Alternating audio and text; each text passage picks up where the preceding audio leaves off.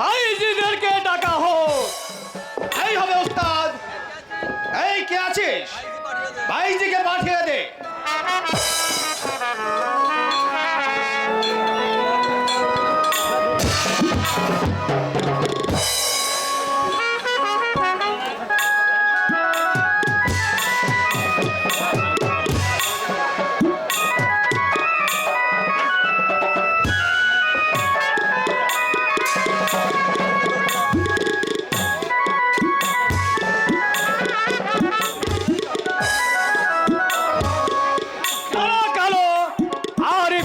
না করে আগামীকাল আমরা ভাইজি নাচানোর চেষ্টা করব।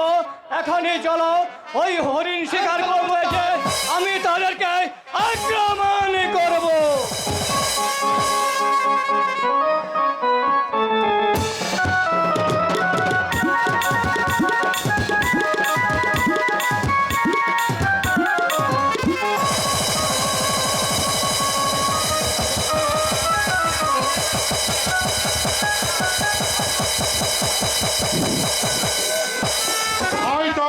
হয়তো একটা স্বর্ণ হরিণ দেখা যাচ্ছে।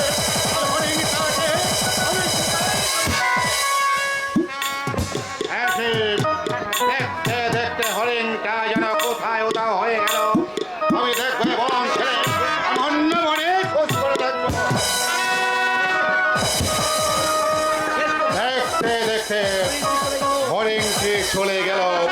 হয়তো হরিণ দেখাচ্ছে। আমি ওটাকে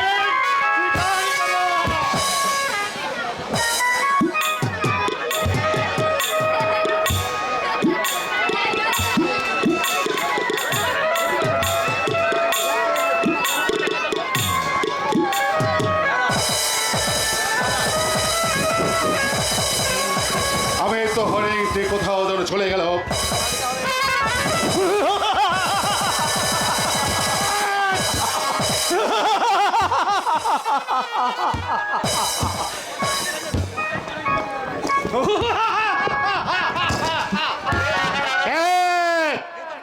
তোমরা এখানে কি চাও? তোমার সাথে যা কিছু আছে সব কিছু আমাদের খুলে দাও। তুমি হয়তো জানো না তুমি কার সম্মুখে এসে দাঁড়িয়েছ। কে তুমি? তুমি আমাকে চিনতে পারছো না। আজ আমি প্রথমে দেখলাম একটা বড় বাচ্চার সম্মুখে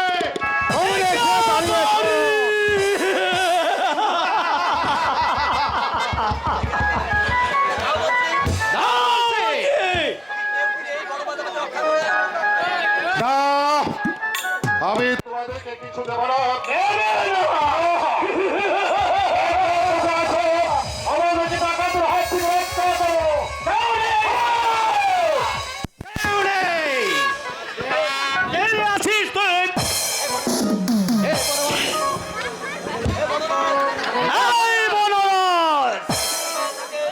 যদি তোর প্রাণের মায়া থাকে তো এখান থেকে চলে যা, তাইলে নির্ঘাত তুই মরবি।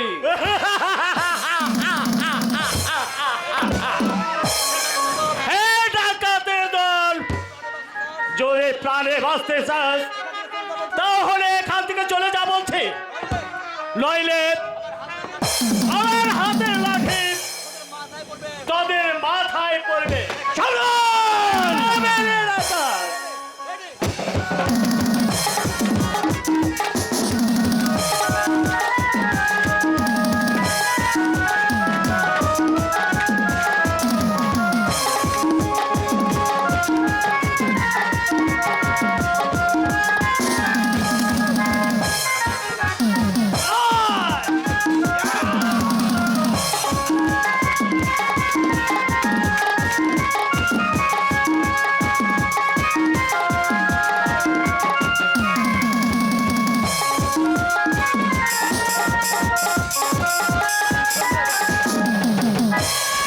পালিয়ে গেছে ডাকাতের দল। বল বল নীরজা, তুই কে আছিস? তার আগে বলো তুমি কে? আমাকে দোষের হাত থেকে রক্ষা করলে। আমি তো তোমাকে চিনতে পারছি না। আমি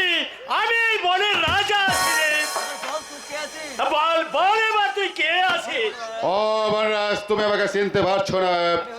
আমি হচ্ছি নিরাজপুরের একটা বড় বাদশা। এই রাস্তা দিয়ে শিকারে যাচ্ছিলাম, হঠাৎ প্রতিমধ্যে ডাকাত দল আমাকে আক্রমণ করে। কি বলি তুই আমার রেজা আছিস?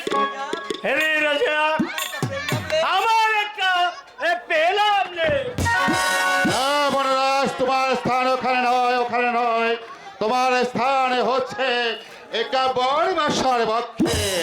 এসো বন্ধু, আমার বক্ষে এসো। না রে রাজা, না না রে রাজা, আমি যে ছোট জাত আছি রে। ছোট জাত আছো? কে বলেছে তুমি ছোট জাত? যে মানুষের বিপদে ঝাঁপিয়ে পড়ে তার উদ্ধার করে, তাকে ছোট জাত বলা যায় না। তাই তো বলছি বন্ধু, আজ থেকে তুমি বড় রাজ নয়, আজ থেকে তুমি হচ্ছ বন্ধু। এসো বন্ধু, তুমি আমার পক্ষে এসো। আয় আর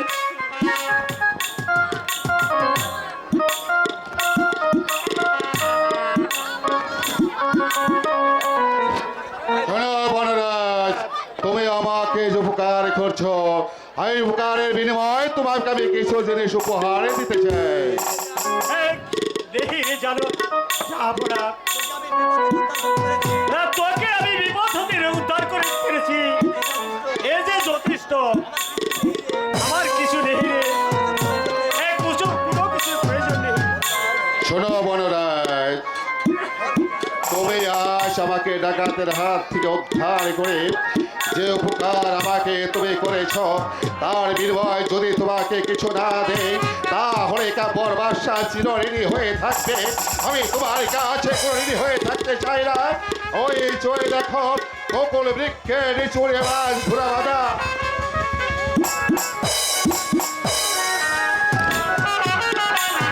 ওই উড়ি আওয়াজ ঘোরা আর এই জোরের জামা তোমাকে আমি স্মৃতি স্বরূপ দানি করলাম। তোর ওই বহুবার পোশাক দিয়ে আমি কি করি বলি? এ বনরাজ, হয়তো তোমার কোনোদিন এটা উপকারে আসতে পারে। তোর ওই পোশাক আমি খুব সাবধানে যতন করে রাখিব।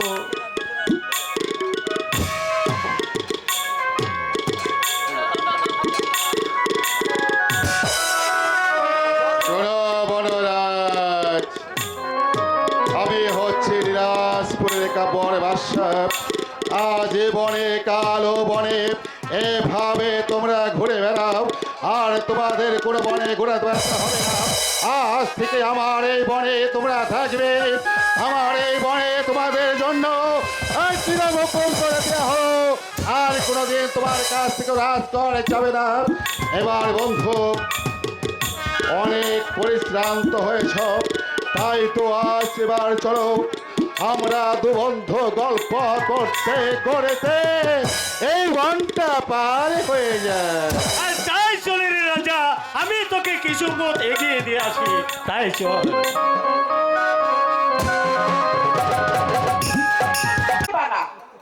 কেন, কি হয়েছে?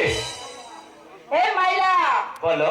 তুই জানিস না ওই আটকুড়া বাচ্চার মুখ দেখলে কারো মুখে অন্ন জোটে না। এক কাজ কর, এই রাজ্য ছেড়ে চল আমরা অন্য রাজ্যে চলে যাই। তুই ঠিকই বলেছিস মেত্রানি। তোকে বিয়ে করেছি আমি কত বছর হলো? তা 10-15 বছর। এত বছর হয়ে গেল, অথচ আমাকে একটি সন্তানও দিতে পারলি না।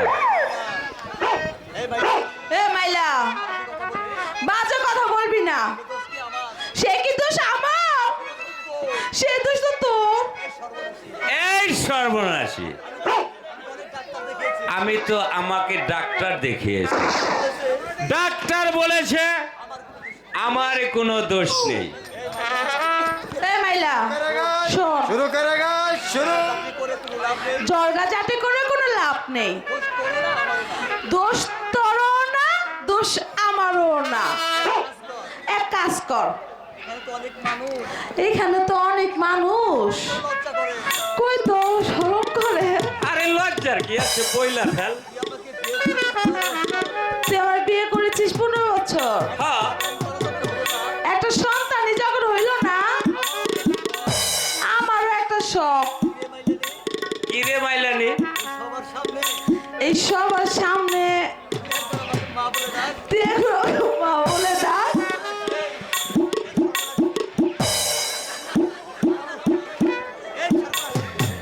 শালির কথা শুনছি। আরে এই সর্বনাশী, আমারও তো মনে চায় আমি বাবা ডাক শুনি। তাহলে তুই এক কাজ কর, তুই প্রথমে আমাকে বাবা বলে ডাক, তারপর ভেবে দেখবো তোকে কি বলা যায়। ডাক। এত বাজে কথা দরকার নাই। আজকের মতন ওই বাসা দরবার ঝাড়ু দিয়া এই মাইলানি শুন, ওই খবরদার একবার ওই আট কুড়ার কথা কবি না। আমি তোরে যা কই তাই হুন। আজকে আমরা দুইজনে চল একটু নাচা গানা করি, ঠিক আছে? এই বুড়া বয়সে আরে পুরা বয়সে তো রস একটু বেশি থাকে, তোর যা রস। তুই বুঝোস না। নে শুরু কর। তুমি গাও আমি নাচি। হ্যাঁ তুই গা, যদি না পারোস তাহলে ওই যে বেটারে দে। যদি না পারোস বেটারে গান বাজাইবার কো বাজাইতে পারলে নাচে কিটু।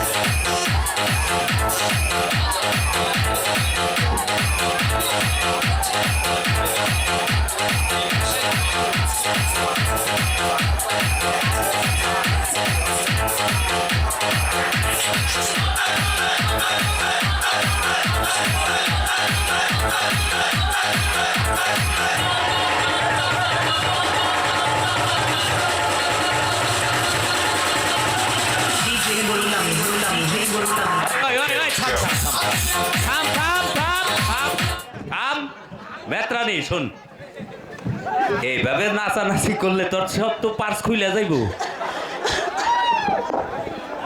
তুমি তো দেখতে চাইছো। বুইরা বয়সে যদি তোর পার্স খুলে যাবে, পার্স পাবো কোনে? কে তুমি লাগাই দিবা?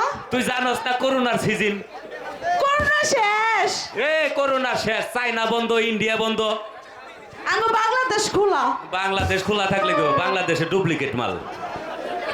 এখন চল আজকের মতন তুই যা, ওই যা কিছু আছে তাই বার্গার খামু, খিদা লাগছে, যা। রশিদ মালিককে বাড়িতে আসো। রশিদ মালিক। হ্যাঁ কে বলুন? শোনো রশিদ মালিক, আমাদের বাচ্চার আদেশ এই মুহূর্তে আমার সঙ্গে তোমাকে ওই বাচ্চার দরবারে যেতে হবে। বেশ, আপনি যান, আমি আসছি। বিলম্ব করবে না কিন্তু রশিদ মালিক। আরে না, বিলম্ব করছি না, এখনই চলে আসতে হবে। 6 মাসে করি নাই মি, আর 1 ঘন্টা সহ্য দাও। আই শোন, ভাত কি রান্দা আছে? হ্যাঁ রান্দা আছে। তাইলে শোন, তাড়াতাড়ি করে বাইরে দে, খাইয়া লইয়ে যাই আটকুরের মুখটাই দেখে আজকে আর কপাল খারাপ চলো যাই যাই।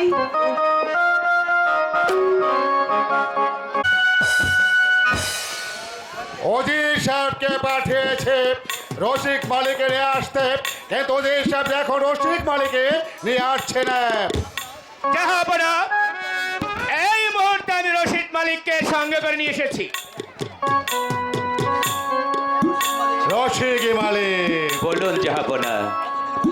এতদিন হয়ে গেল, তুমি আমার রাজ দরবারে জানো দিচ্ছ না কেন? জাহাপনা, আমি যে বলতে সাহস পাচ্ছি না।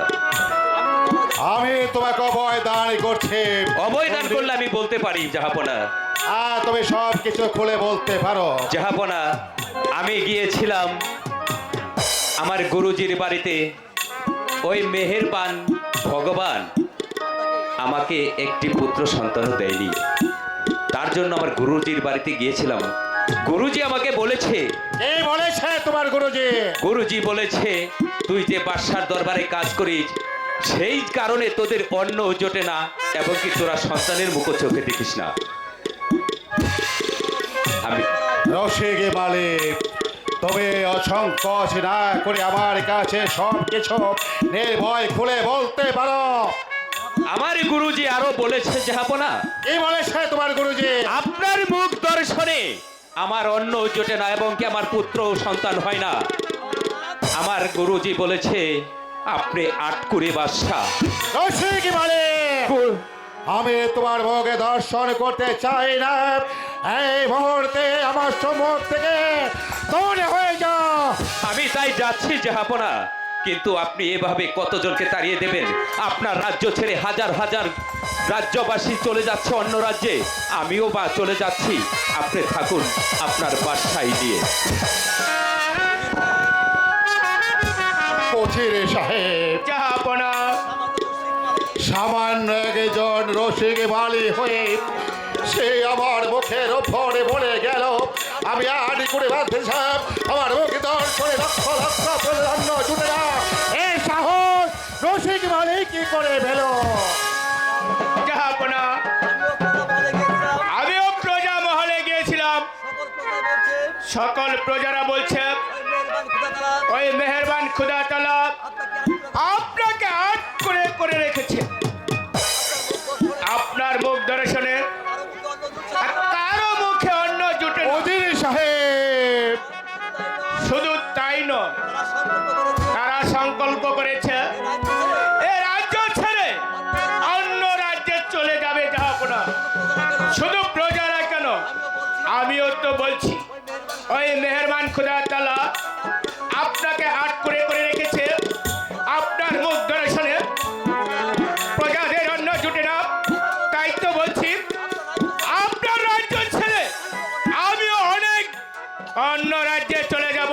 অজির সাহেব, আপনি এত বড় সাহস আমার অন্যে প্রতিপালিত হয়ে আমার এই সম্মুখে দাঁড়িয়ে এত বড় কথা বলতে সাহস হলো কি করে?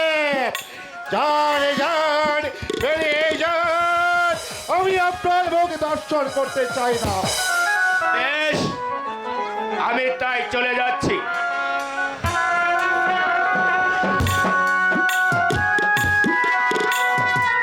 আমি কি করলাম? কেন উজির সাহেবকে তাড়িয়ে দিলাম? সে তো নির্দোষ, সে তো অন্যায় কিছু বলে নেই। ঠিকই তো, আমি আমার মুখে দর্শনে লক্ষ লক্ষ অন্ন জুটছে না। এ মেহেরবানি খুদা, যাদের এগিয়ে বস্তু নেই, সংস্থান নেই, তাদের ঘরে দিয়েছ শত শত ছেলে মেয়ে, আর আমার কোনো কিছুরই অভাবে নেই। আর কেন তুমি আমাকে আর করে করে রেখেছ মেহেরবানি খুদা?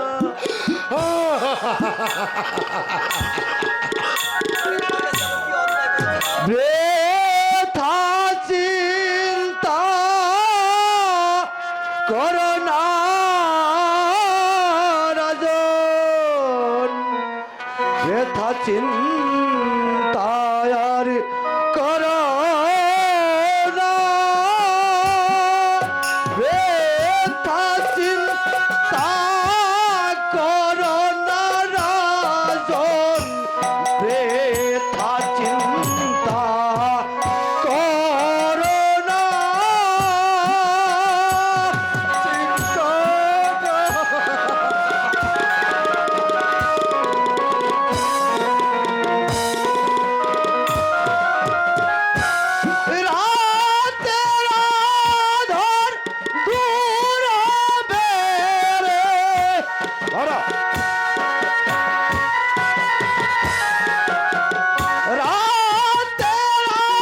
আধার দূর হবে রে আলো পাবি পূর্ণিমায় রাজনা আলো পাবি পূর্ণিমায়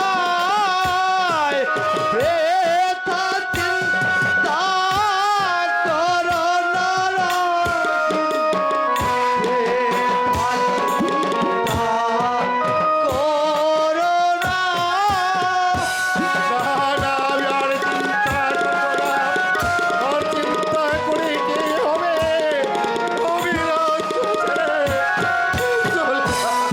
রেখো ভক্তি প্রভুর নামে বজগিয়া তোরা পন ঘরে রেখো ভক্তি ভগবানে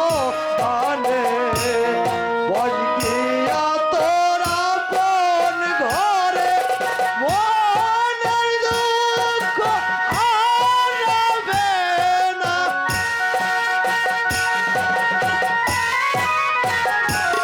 মনের দুঃখ আনবে না আলো পাবি পূর্ণিমায় রাজনা আলো পাবি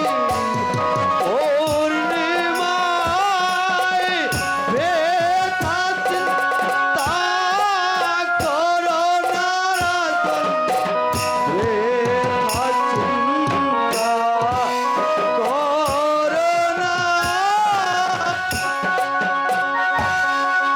রাজন ব্যথা চিন্তা করো না প্রভুর নামে বিশ্বাস রাখো প্রভু সবকিছু দেওয়ার মালিক ব্যথা চিন্তা করো না রাজন ব্যথা চিন্তা করো না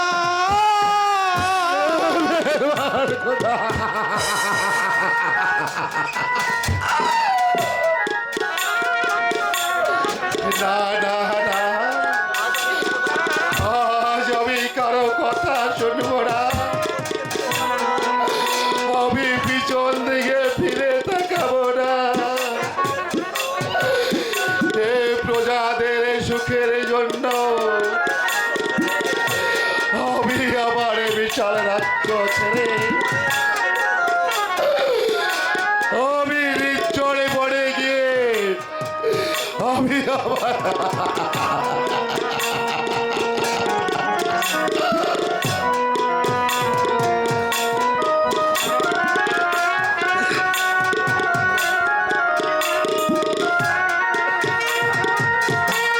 পিতাজি আপনি আমার হাতে সিংহাসন তুলে দিয়ে বলেছিলেন আপনার প্রজা যেন কোনো কষ্টে না থাকে আমি আপনাকে কথা দিয়েছিলাম আমি প্রজাবৃন্দদেরকে কোনো কষ্ট দেব না নিজের সন্তানের মতো লালনে পালনে করব তাই তো পিতাজি আমি আপনার এই কথা রাখতে পারলাম না বলে আপনার এই সিংহাসনে আপনার দিও তাজ রেখে আমি চিরদিনের জন্য চলে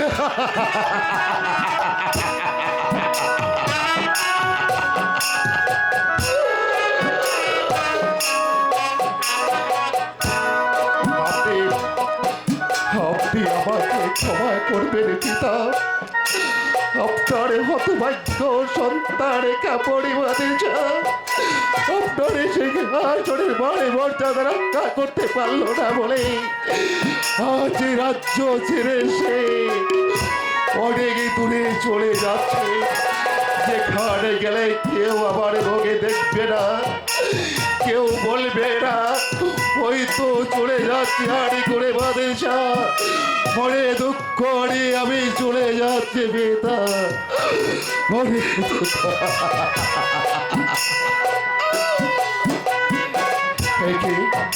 সেই ভাষা থর করে কে করছে কেন পরে পরে থেকে হাসো আমি তোর কাছ থেকে বিদায় নিয়ে চলে যাচ্ছি। যাবারই পড়বে একবার জাহানারাকে ডেকে দেখি। জাহানারা, জাহানারা। না না না, আমি আর জাহানারাকে দেখব না। জাহানারা এসে পড়লে হয়তো আর আমার যাওয়া হবে না। সুখে থাকো নিরাজ প্রজার প্রজাবেন নগর, সুখে থাকো তোমরা। তোমাদের আর করে বাদের রাজ তোমাদেরকে রেখে চিরজন্মের মতো চলে যাচ্ছে। আরে তোমাকে আর করে বাচ্চার মুখে দেখতে হবে না। সুখে থাকো তোমরা নিরাজ প্রজার বোঝাবেন নগর, সুখে থাকো।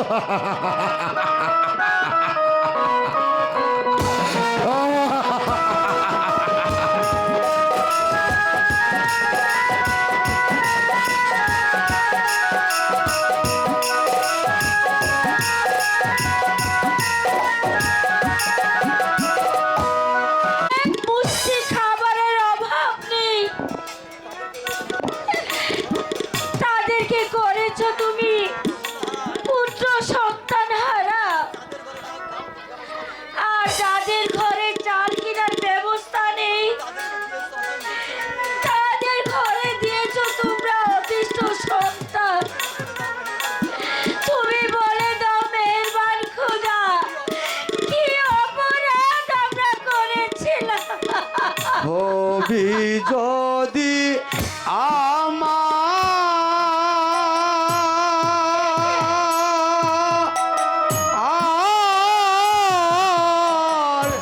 গো মা মুছো মাগো নয়ন ধারা হবি যদি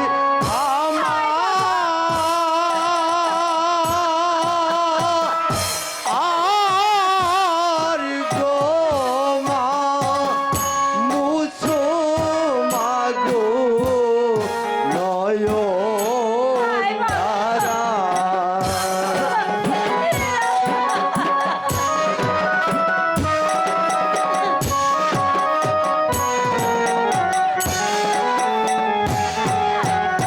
আমি মায়ের ছেলে মা বলে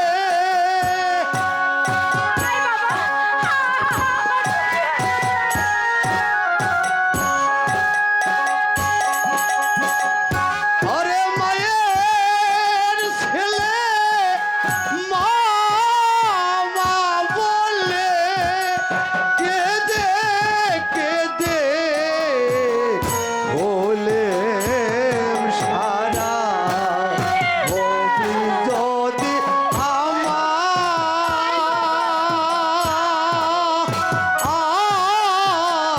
গোমা মুছো মাগো নয় সারা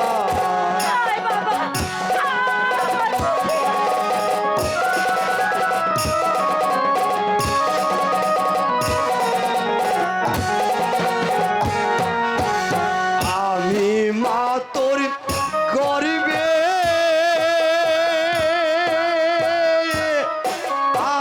আসি আমার গলে অজর মালা আমি মা তোর গরিবে আসি আমার গলে অশ্রু মালা হবি যদি আমার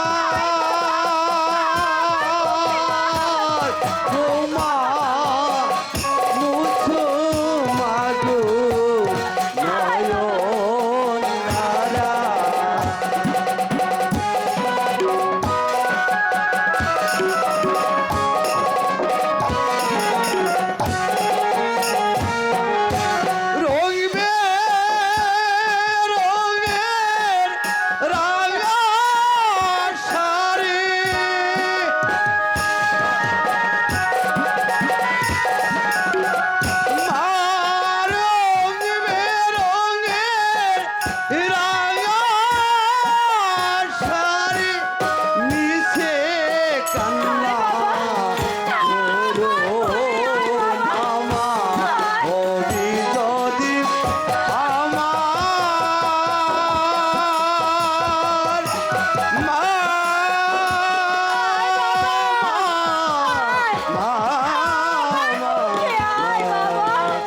তুমি যদি আমার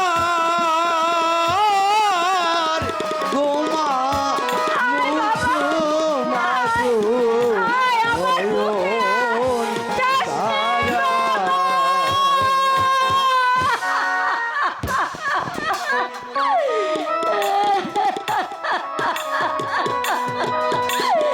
এই পাগল বাবা কি বলে গেল? সত্যি কি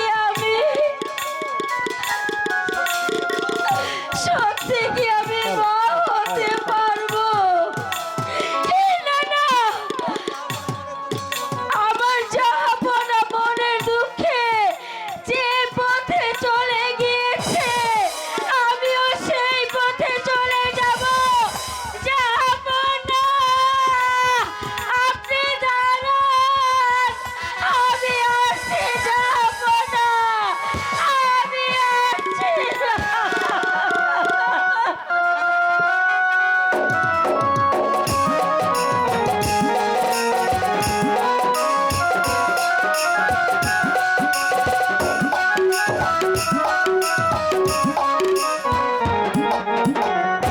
হ্যালো হ্যালো, আজকের এই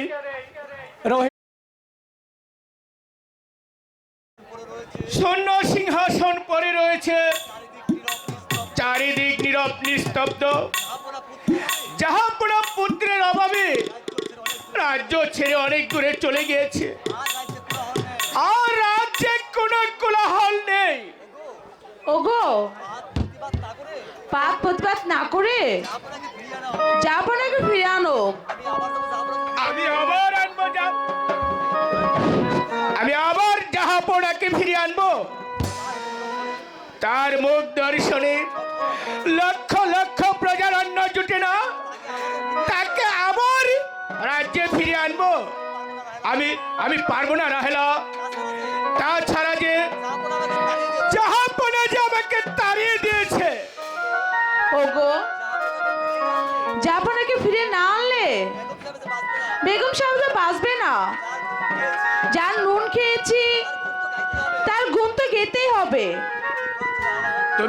তুমি ঠিক বলছো রাহেলা। তাহলে আর বিলম্ব না করে আগে চলো বেগম সাহেবের সাথে সাক্ষাৎ করি, তারপর যাব জাহাপনাকে ফিরিয়ে আনতে। বেশ, তাই চলুন। তাই চলো রাহেলা, তাই চলো।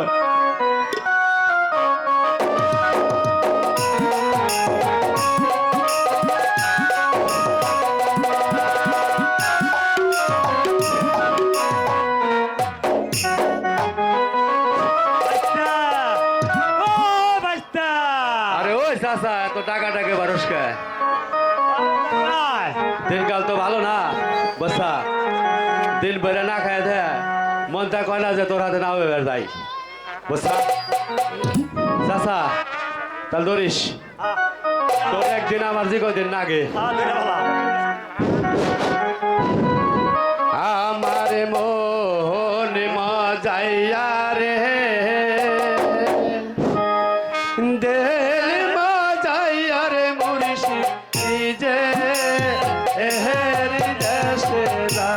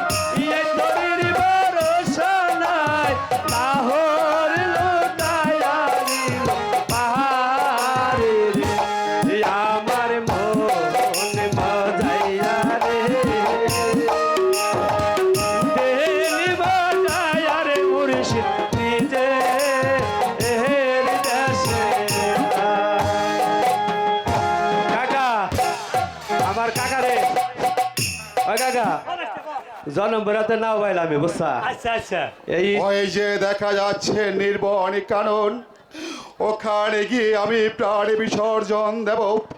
এখানে গেলে কোনো জনমানবের কোলাহলে নেই, কেউ আমাকে দেখবে না, কেউ আমার জন্য এক ফুটা চোখের জলে ফেলবে না। কি সম্মুখে দেখতে পারছি একটি নদী, হয়তো মাঝি মাল্লাগণ ওখানে নৌকা বেঁধে বসে আছে। মাঝি ভাই, মাঝি ভাই, কে আমাকে ডাকছে? তোর বাপে ডাকে তোর বাপে এই মাঝি ভাই। এ কি যা পড়া আপনার এই অবস্থা কেমন করে? না না না, আমাকে চা পোড়া বলি আর এই সম্মাদন করো না। আমি মনে দুঃখে সব ফেলে আমি আমার তুচ্ছ প্রাণে বিসর্জন দেব। আমাকে দয়া করে একটু পারে পার করে দাও। ওই যে ওই ফাঁকে যায় মরো, আপদ বেলা যত ফাঁকে যায় তত ভালো। মাঝি ভাই, হ্যাঁ ভাই, দয়া করে আমাকে একটু পারে পার করে দাও। তাহলে আপনি বসুন। মাঝি ভাই, হ্যাঁ তোমরা যে গানটা বলেছিলে ওই গানটা আবার আমাকে শোনাও না মাঝি ভাই। ও মাঝি ভাইয়া যা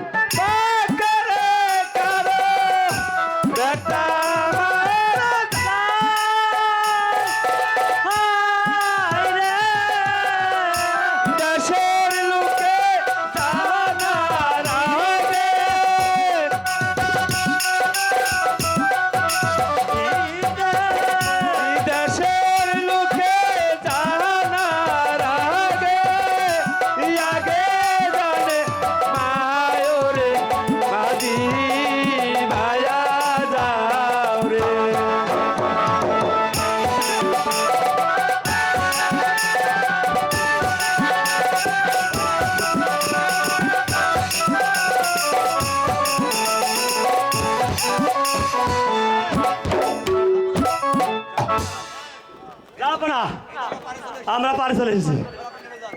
এবার আপনি নেমে যান। যান। আসি বাজি ভাই, তোমরা সবাই সুখে থেকো, শান্তিতে থেকো। আমি তোমাদেরকে ছেড়ে আমি চিরদিনের মতো চলে যাচ্ছি। না বিদায় বাজি ভাই, এই দুয়াটা করে দাও, আমরা তো কোনো বিদায়। না হয়ে গেল।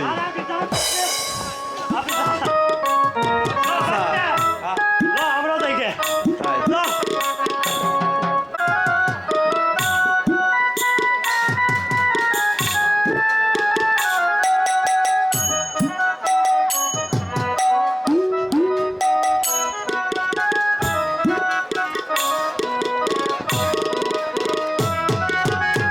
হয়তো দেখা যাচ্ছে নির্জনে কারণ নীরব নিস্তব্ধ, কোন জনমানবের কোলাহলে নেই। ওখানে গিয়ে আমি আমার প্রাণ বিসর্জন দেব। কেউ আমাকে দেখবে না, কেউ আমার জন্য এক ফুটা চোখের জলে ফেলবে না। হে মেহেরবানি খোদা, তুমি আমাকে ক্ষমা করো। মেহেরবানি খোদা, তুমি আমাকে কে রে তুই মূর্খ মানব? আমার 12 বছরের সাধনায় একদল মাত্র বাকি ছিল, সেই সাধনাকে তুই ভঙ্গ করেছিস। বল তুই কে? হে বলিব, আমি আমার প্রাণ বিসর্জন দিতে এসেছি।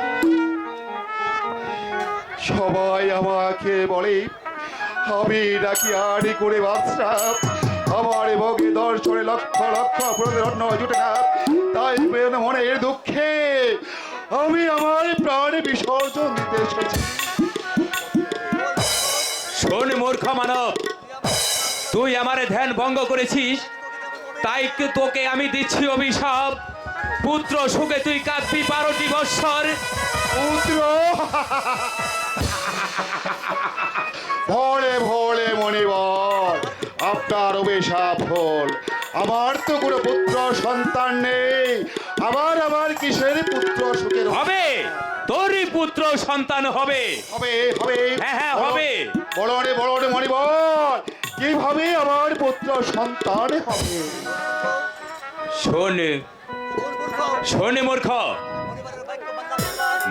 মরিবারের বাক্য মানলে আশীর্বাদ, না মানলে অভিশাপ। অভিশাপ? হ্যাঁ হ্যাঁ, অভিশাপ।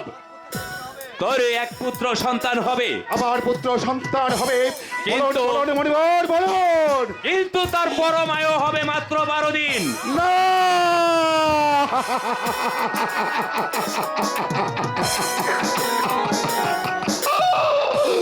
কেন বলিব? পুত্র সন্তানই যদি হবে, তাহলে তার পরম আয়ু মাত্র 12 দিনে কি করে হবে? বলে বলে বলব বলুন বলিব বলিব বলনে বলেন মণিবর, এর কি কোনো পন্থা নেই? আছে রে মূর্খ, আছে, এর পন্থা আছে। পন্থা আছে? বলনে হ্যাঁ, বলন পন্থা মণিবর, কি সেই পন্থা? ওই 12 দিনের ছেলের সঙ্গে যদি 12 বৎসরের কন্যার বিবাহ দিতে পারিস, তাহলে শুধু তাই নয়, বিবাহের রাত্রে ওই পুত্রকে দিয়ে তার 12 বৎসরের কন্যার সাথে পাঠাতে হবে 12 বৎসরের জন্য নির্বাসনে। না মণিবর, না।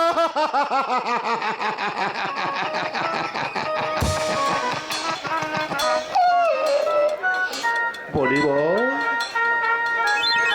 আপনার অভিশাপ আপনি ফিরিয়ে নিন মণিবর, আপনার অভিশাপ আপনি ফিরিয়ে নিন। ওরে মূর্খ, মরিবরের বাক্য কখনো ফিরিয়ে নেওয়া যায় না।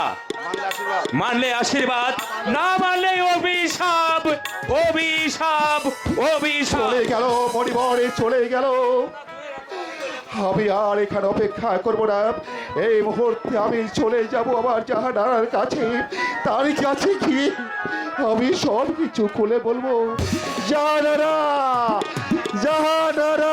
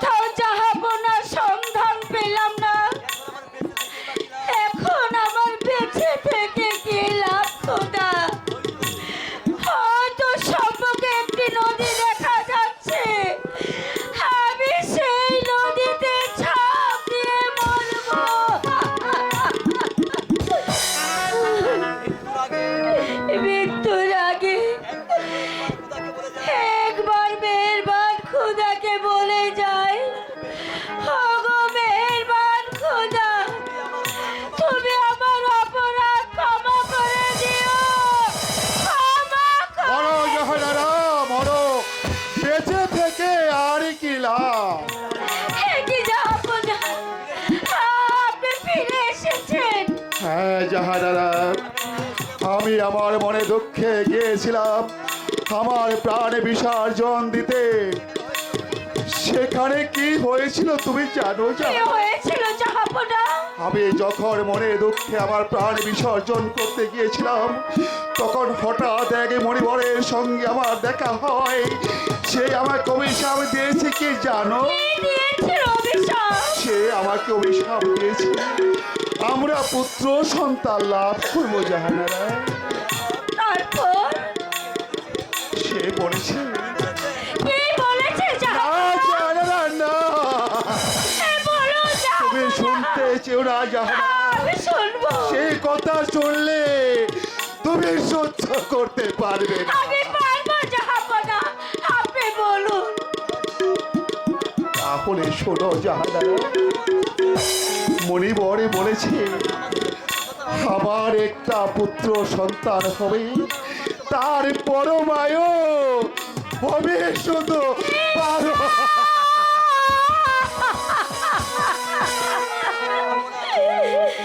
জাহাপনা, জাহানারা, পুত্র সন্তানে যখন আমাদের হবে, তার পরমায়ু কেন 12 দিন হবে? আচ্ছা জাহাপনা, মণিবর কি আর কিছু বলেনি? বলেছে বলেছে জাহানারা, মণিবর আর কি বলেছে তুমি শুনবে জাহানারা? বলুন জাহাপনা, কি বলেছে? সে বলেছে 12 দিনের ছেলের সঙ্গে 12 বৎসরের কন্যা বিবাহ দিতে হবে। শুধু তাই নয় জাহানারা, শুধু তাই নয়, বিবাহ রাতে পুত্র বধূকে 12 বৎসরের জন্য নির্বাসন দিতে হবে, তবে তার পরমায়ু হবে 112 বৎসর। না, এই 12 বছরের ছেলেকে আর 12 দুঃখ আমি কেমন করে থাকবো জাহাপনা? তাদেরকে বিদায় দিয়ে আমি কেমন করে থাকবো? দুঃখ করো না জাহানারা, দুঃখ করো না। এ যে হচ্ছে ওই বিয়েদের বিয়ে। জাহাপনা, আমি আমি যে আর পারছি না জাহানারা। তুমি এই মুহূর্তে আমাকে জাহাপনা,